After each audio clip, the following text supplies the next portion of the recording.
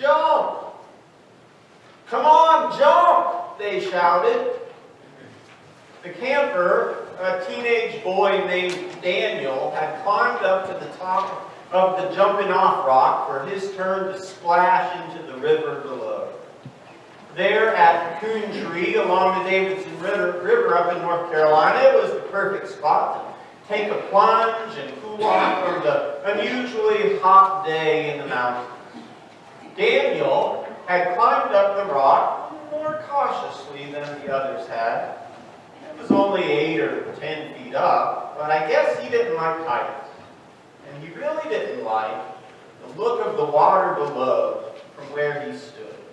And so, in a moment of panic, he froze up, and he was stuck. After all, the way back down, the way he had climbed up, was just as scary as the jump in front of him. And so he just stood there. Jump! Come on, jump! The rest of the campers shouted. They thought they were offering encouragement, but they were just freaking him out. Because he just didn't want to jump in. When I picture Jesus and John the Baptist debating baptism on the edge of the river, I kind of picture them standing on a rock like that. Stuck for a minute, not quite sure what to do. Jesus was ready to jump in and let John baptize him, but John was not so sure. He didn't like the look of it. Wasn't comfortable, and who can blame him, really? This was Jesus, the Messiah, the Lord, the one John had prepared the way for. That's why John said, I need to be baptized by you.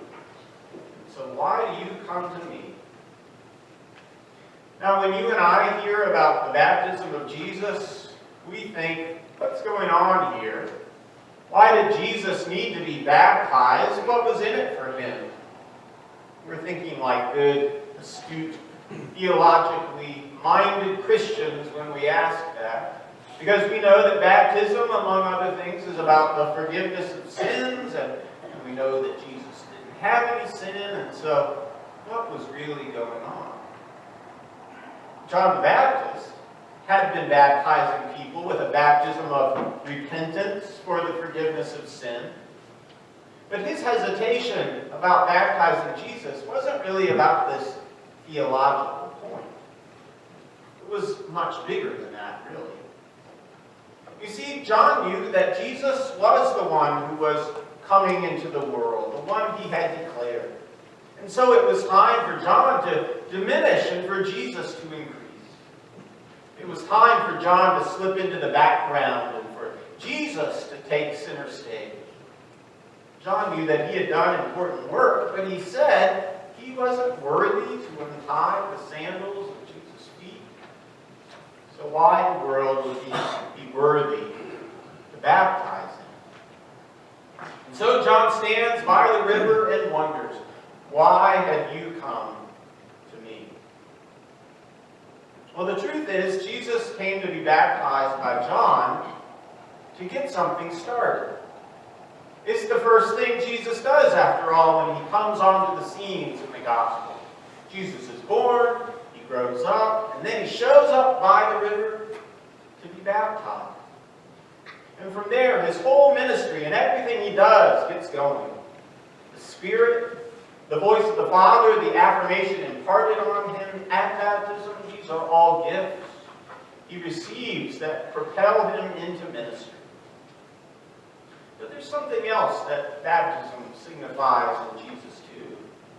And that is, in baptism, Jesus throws his lot in with us. I mean, think about it. Who was coming out to be baptized by John? Presumably people who needed some forgiveness, or people who needed to be called to repentance in preparation for Christ's coming. And so when Jesus comes, he stands with them. Jesus waits in line by the River Jordan with the sinners. He jumps in the waters with the broken and the faithless and the needy. Last year, about this time, my wife Joanna went on a seminary trip to the Holy Land. While there, she did all the amazing things you do when you're there, including go to the Jordan River, where John did his baptizing. Like many tourists who go there, she brought back a little bottle with some water from the Jordan River with her. And you know what? It's gross. It's muddy and murky and brown. That's how the river is. It's not this pristine oasis like we would want to think. It's just an ordinary, crummy old river. Who knows how the river was that day when Jesus and John stood by it. But I like to think that it was just as muddy, just as ordinary. Because by jumping in that river, by jumping in the waters of baptism, Jesus was entering into the crummy world, the broken, faithless, needy world with us. Jesus could have hesitated like John wanted to do, but instead he said, "Let it be so now, for it is proper for us in this way to fulfill all righteousness."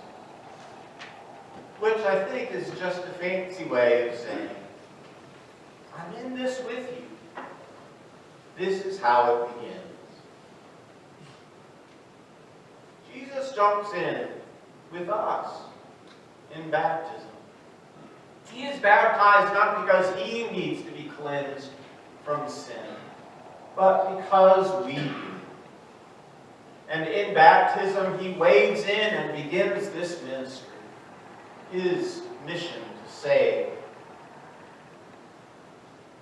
So there was Daniel, stuck up on the rock, not able to go back or step forward. The calls to jump weren't having any effect. And so as area director of this camp outing, I did what anyone would do. I sent someone else to go help out. I sent the most trusted, the most loving counselor to go up there and be with him. And she went up, and she talked to him, and she took his hand, and together, on the count of 3, 1, 2, 3, they jumped. God sends us his most trusted and loving counselor. Jesus comes down to be with us. In baptism, he shows us the way. This is the place where the Spirit descends, where the Father speaks, where beloved children of God are named and claimed. This is the place where we are united with the one who comes to fulfill all righteousness.